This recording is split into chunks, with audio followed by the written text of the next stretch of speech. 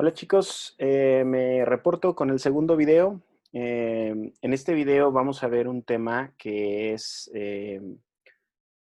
pues vaya, sigue un poquito a lo que es el método clínico. El método clínico, como lo habíamos visto, pues es la metodología que distingue no solamente a la psicología clínica, sino también distingue como a todo aquello que de alguna manera llamamos ciencias de la salud, ¿no? Que las agrupamos como en las ciencias que de alguna manera se interesan por un objeto de estudio en común, que es lo saludable.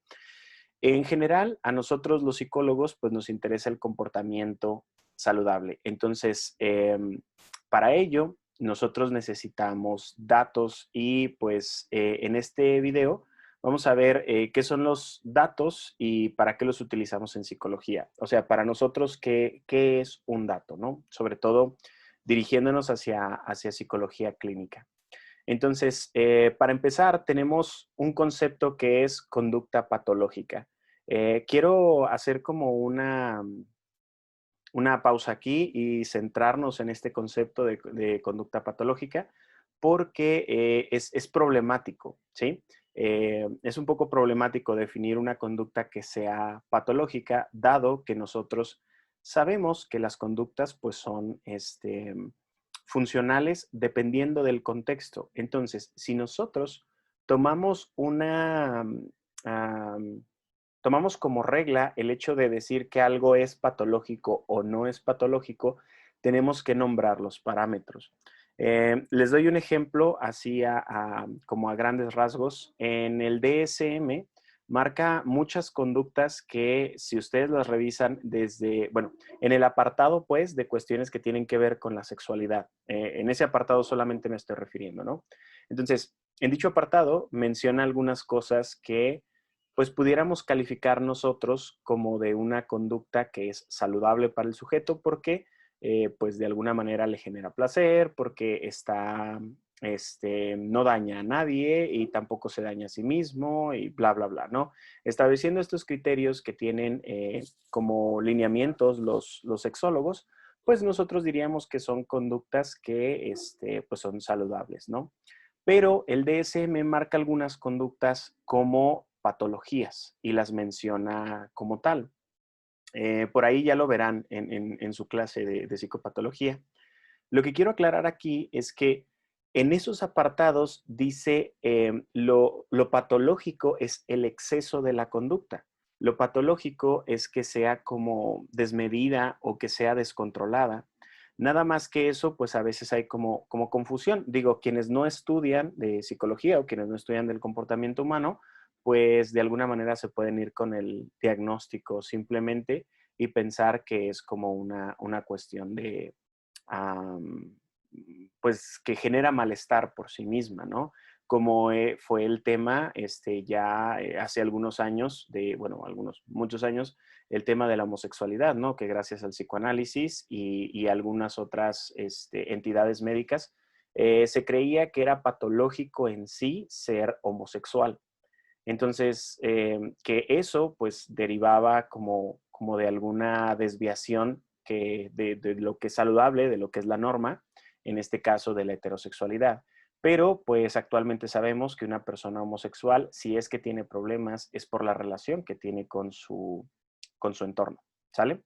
Entonces, más o menos los datos que nosotros necesitamos sacar tienen que ver con si la conducta se adapta correctamente al entorno y el resultado de eso genera por decirlo así, como si fuera una suma o una ecuación, si ustedes quieren, el resultado es positivo para la persona, ¿sí? Entonces, los datos que nosotros necesitamos son la conducta del sujeto y aparte de la conducta del sujeto son las reacciones o las respuestas que hay de sus círculos sociales, de su entorno, hacia la misma conducta, ¿sí? Pongo un ejemplo rápido, ¿no? Una mamá sube al cuarto de su hijo por cualquier razón y ve que se está masturbando. Entonces la mamá pues puede pensar que se está haciendo daño, ¿no? Porque Vaya, creo que todos ustedes escucharon, no sé si esto se los dijeron, a mí en secundaria me decía una maestra de la de te van a salir pelos en la mano y tal y tal. Esas pues yo igual no me las creía, pero una vez sí una me estrujó bastante, una cuestión que me comenta una maestra que me dijo que pues los hombres teníamos una cantidad limitada de semen y que pues cuando nos masturbábamos pues nos la íbamos gastando y de repente un día pues ya no íbamos a tener, ¿no? Esa sí recuerdo que me generó ansiedad en su momento. ¿Por qué? Pues de alguna forma yo también tenía esta idea de que pues si me la acabo es malo, ¿no? En ese momento ni siquiera pensé por qué pudiera ser malo, pero pues pensé que era malo, ¿no? No tenerlo. Eh, Actualmente, pues bueno, cuando revivo esto como en retrospectiva, pues me doy cuenta que nada que ver. Pero si se fijan, ahí es la respuesta de mis maestras en aquel entonces, la respuesta de mis maestras a un fenómeno que eran, pues, jóvenes masturbándose o la masturbación de los jóvenes, más propiamente dicho. Entonces, pues de alguna forma lo que ellas querían hacer es evitarla porque la veían como algo patológico, pero en realidad nosotros tenemos que basarnos en la teoría para revisar lo que sí es patológico o no. Y la teoría consta, como ustedes saben en psicología, gracias a la, como al pilar de la psicología experimental, pues de ciertos estudios que nosotros tenemos, que incluso, por ejemplo, el masturbarse al menos 3 veces por semana, pues reduce el riesgo de cáncer de próstata. O sea, en vez de ser patológica, realmente es una conducta saludable. Y no hay ningún estudio que haga una correlación siquiera, y mucho menos una causalidad, entre el número de masturbaciones y, no sé, por ejemplo, disfunción eréctil o aumento o decremento del deseo sexual o, no sé, que pierdan el control y quieran, no sé, abusar de alguna persona. O sea, no hay ningún estudio que tenga como esas cuestiones. Entonces, para nosotros, saber qué conducta es patológica o no, número uno, tenemos que conocer la conducta de la persona, conocer la respuesta del medio y también tener una plataforma, teoría, pues, una plataforma teórica que nos indique, pues, si en el futuro o si lo sigue haciendo sería saludable para la persona, ¿no? Lo mismo da cuando digo conocer la conducta de la persona, lo mismo da, por ejemplo, en la frecuencia y en la intensidad.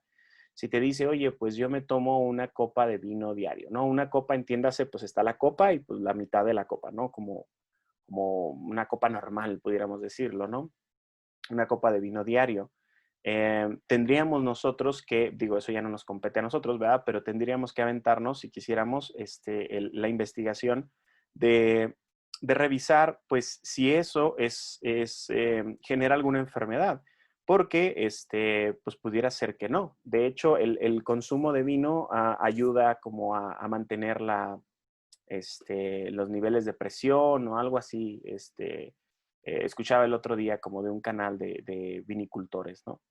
Habría que ver si es cierto, digo, no me di a la tarea de checarlo, pero me llamó la atención que el tomar vino periódicamente, no dijeron diario, pero tomar vino periódicamente tenía como esta cuestión de que regulaba la presión. Entonces una persona con presión baja, con presión alta, de alguna manera se beneficiaría de ello. Ahora, si es más de una copa, pues entonces sí, o si lo utiliza, que esto es lo que nos interesa a nosotros, lo utiliza, por ejemplo, cada vez que está estresado, ¿sí? No sé si a ustedes les comentaba, no recuerdo el semestre pasado, que había una personita que había adquirido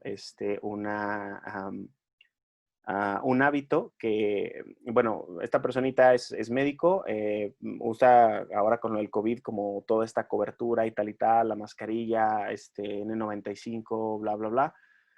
Entonces, pues, llega a su casa como muy agotada y cuando pues llega lo que se le ocurre, como no puede salir, como no puede hablar con nadie, como está como pues enclaustrada en esta cuestión de cuarentena y tal, cuando recién empezaba, pues lo que hacía es que pues, empezó a tomar Y como no podía dormir, pues esto le ayudaba a dormir, pero pues ya se le estaba haciendo vicio. O sea, si se le acababa el alcohol, pues no podía dormir, se desesperaba y tenía que ir a comprar alcohol en la madrugada. Entonces, de alguna manera se estaba volviendo alcohólica. Entonces, eso es lo que nosotros tenemos que ver, ¿sí? O sea, la relación que tiene como las necesidades que hay y el cómo las satisface en su entorno y también cómo su entorno reacciona hacia esas necesidades. Entonces, pues bueno, si se dan cuenta, no es nada más como leer de alguna manera que cierta conducta es patológica o cierta conducta no lo es. O sea, no es como tan sencillo como eso, ¿no? Entonces, es como más fácil cambiar el concepto de conducta patológica por otro concepto. Este concepto sería el de vicios conductuales. Pudiéramos nosotros con más certeza decir que una conducta tiene miras de ser patológica o más, sería con más alta probabilidad que fuera patológica si se ha convertido en un vicio y si la persona ha perdido control sobre ello. Vaya, esto de perder control sobre ello también hay que entenderlo de alguna, o sea, de manera psicológica, no de manera popular. Perder control sobre algo es que necesites ese algo, o sea, por ejemplo, necesites dormir, como esta persona, y que no tengas a la mano nada más que te haga dormir. Eso seguramente genera un vicio, ¿sí? O sea, en este caso del alcohol. Pero si la persona tuviera, por ejemplo, no sé, audios para relajarse, ejercicios de relajación muscular, ejercicios de respiración, bla, bla, bla, o por ejemplo, no estuviera en cuarentena y pudiera ir como a algún gimnasio y en la noche hacer ejercicio, eso le permitiera dormir.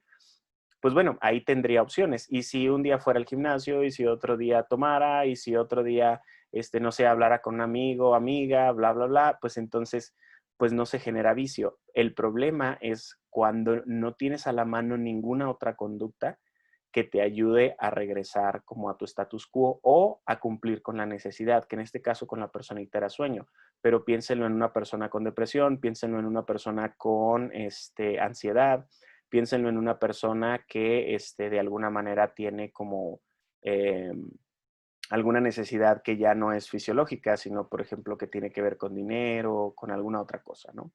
Entonces, pues bueno, ese sería como un cambio que podemos hacer, hablar de conducta patológica y pues hablar de vicios conductuales. Entonces, definiríamos la conducta patológica como aquella conducta que de alguna manera en esta ecuación de poner la conducta más la respuesta del entorno, pues no resulta como algo positivo para la persona. A veces esto es muy evidente al corto plazo, pero a veces no es tan evidente al corto plazo. Piensen, por ejemplo, en relaciones o en personas que ustedes conozcan o a lo mejor relaciones que ustedes han tenido, que había conductas desde el principio que pues no eran muy saludables, pero que parecía que no eran tan malas, ¿no? Sino que cuando fue pasando el tiempo, pues fueron empeorando y de alguna forma ya parecieron muy malas. Pero desde el principio se podía notar como un atisbo, un poco de eso, ¿no? Entonces, pues bueno, piénsenlo un poquito como en ese sentido. Y luego definiríamos vicios conductuales como aquella conducta que es única, o sea que el resultado de esa conducta, por ejemplo, el resultado es que me duerma, o el resultado es que me relaje, o el resultado es que me quite la ansiedad, o el resultado es el que ustedes quieran, es una conducta cuyo resultado es único. O sea, es la única conducta que me genera este resultado y por tanto, pues tengo altas probabilidades de volverme adicto a esa conducta, ¿sí? Aquí vamos a hablar en conductas, no vamos a hablar en sustancias, pues, porque yo entiendo que el alcohol genera cierta dependencia, entiendo que el cigarro puede generar como cierta dependencia y tal, pero pues yo me imagino que también conocen personas que han probado el alcohol y pues no les ha generado dependencia. Entonces, por eso a nosotros nos interesa más el proceso psicológico de la adicción y no el proceso fisiológico de la adicción, como pudiera ser a un médico o pudiera ser a estas personas de AA o bla, bla, bla, ¿no? Entonces, ¿cuál es la información que nosotros buscamos? Es esta ecuación que les digo, donde está las conductas de la persona, las reacciones y el resultado, las reacciones sociales y el resultado de que genera esto, ¿no? Entonces, de ahí nos iríamos a revisar como qué fenómenos son de importancia para la psicología clínica. Eh, Vaya, la psicología aplicada, pues se divide como en diferentes ramas, ¿no? La psicología clínica, psicología del deporte, psicología laboral, psicología ambiental, ustedes nombren, ¿no? Son bastantes, pero en general, a todos, o sea, como base, tenemos la conducta humana, ¿no? Esos son los fenómenos. El fenómeno de la conducta humana, el fenómeno de aprendizaje, ¿no? Es como un fenómeno central para la psicología. Pero la psicología con apellido, pues bueno, le aumenta ahí o se ciñe a ciertos fenómenos. Por ejemplo, en psicología clínica, nosotros nos dirigiríamos a todos aquellos fenómenos que afectan los estados emocionales de la persona, vaya, que afectan lo que le llamamos salud mental. Esa es otra cuestión que me gustaría como añadir este semestre. Esto es algo que no comenté el semestre pasado a los que estaban, pero me parece más adecuado que nosotros hablemos de que lo que se modifica es el estado emocional de la persona o lo que está afectado es el estado emocional de la persona, porque eso es como se puede ver directamente, se puede incluso contrastar con por ejemplo, hace 5 minutos estabas en tal estado emocional y ahora estás en otro estado emocional. Se puede contrastar y es un concepto más claro que el concepto de salud mental, ¿sí? El concepto de salud mental es muy amplio, se usa muy popularmente y ya de alguna manera, pues nos lo han como manchado, no sé, la autoayuda o algunas otras, um, vaya, algunas otras como disciplinas intrusas en este campo de la psicología, ¿no? Entonces, el hablar un poco de que lo que se ve afectado es el estado emocional de una persona, me parece más claro que hablar de que lo que se ve afectado es la salud mental de la persona, ¿no? Entonces, pues bueno, en este caso diríamos que los fenómenos que le interesan a la psicología clínica, por tanto, son aquellas conductas que tienen un impacto directo a corto plazo o indirecto a largo plazo en el estado emocional de la persona. Les doy un ejemplo de los dos, ya para cerrar el video. Un efecto a corto plazo, o sea, un efecto como inmediato, es que te corte tu pareja. Eso genera un efecto inmediato, pero también tiene efectos como a largo plazo. Si tenías amigos en común, pues resulta que se dividen, ¿no? O sea, como decir esto de con quién se queda el perro, ¿no? Siendo nosotros el perro, ¿no? Seguro les ha tocado como en esta separación, pues tomar partido con uno, o con otro, y si te ha tocado ser quien se separa, pues también algunos se quedan contigo, algunos no, o algo frecuentas más algunos que otros, cosas como esta, ¿no? Entonces tiene efectos a largo plazo también. Pero el fenómeno, por ejemplo, de entrar a un trabajo que pues no te gusta, pero cumple como con la necesidad económica que tienes, esto seguro a alguno de ustedes les ha pasado, ¿no? No te gusta el trabajo, no es como lo que quieres, pero pues cumple con la necesidad económica que tienes. Entonces esto tiene un efecto como a largo plazo, porque cuando entras pues no está tan mal, pero poco a poco pues va siendo y cada vez tienes menos ganas y luego ya de repente ya no, se te olvidan cosas, empiezas a laborar mal, empiezas a hacer como muchas cuestiones derivadas del hecho de que pues realmente ya no quieres estar ahí, ¿no? Entonces, así es como les quiero ejemplificar los efectos inmediatos y los efectos a largo plazo. Pero, pues, en el consultorio o en los programas de salud que puedes diseñar como psicólogo clínico, las intervenciones comunitarias, cualquiera de estas cuestiones donde como psicólogo clínico puedes intervenir, pues te van a tocar de los dos. O sea, te van a tocar como eh, am, las repercusiones, estaba buscando una palabra que me gustara, te van a tocar las repercusiones, o sea, las conductas afectadas, pues, por efectos tanto a corto plazo como a largo plazo. Y también es importante notarlo porque a veces es mucho más difícil ver las que tienen como un impacto a largo plazo. Puedes tener, por ejemplo, una persona que tenga cuestiones como ansiedad, que tenga cuestiones como depresión, como X y Y, por el hecho de, por ejemplo, una racha como laboral mala o una racha de parejas también mala o estar en una relación, pero que ni siquiera lo ponga como del de estar en la relación porque son como pequeñas cosas que van afectando de poco en poco. Por eso hablo esto de largo plazo, ¿no? Son más bien como cuestiones acumuladas. O también te puedes encontrar con una persona que tiene como varias cosas que digamos así, como que lo jalan para abajo, ¿no? O sea, le afectan su estado emocional, que es, por ejemplo, no está en un trabajo que le gusta, tiene problemas con la pareja que está actualmente, no sé, a lo mejor su amigo o su amiga se mudó de ciudad, no sé, empieza a tener como problemas económicos, yo qué sé, ¿no? Cuestiones como esas entonces se van sumando y de ahí es de donde nosotros vamos viendo las afectaciones. Entonces, cuando nosotros vemos que algo afecta, lo que nosotros tenemos que buscar, que esto sería así como lo importante del video, es cómo la persona se ha adaptado a ello, cómo la persona ha logrado adaptarse a estos eventos. Por eso les decía lo del corto y el largo plazo. A veces es como muy evidente cuando es al corto plazo porque ahí como la conducta luego cambia.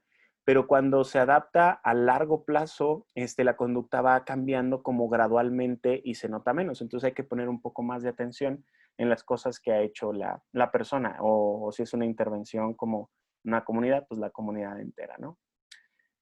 Entonces, pues bueno, espero que con estos ejemplos haya quedado claro.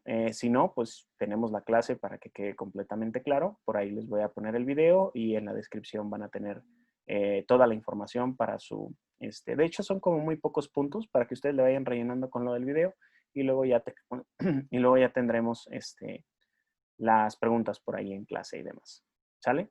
Entonces, pues nos vemos en clase, chicos. Bye.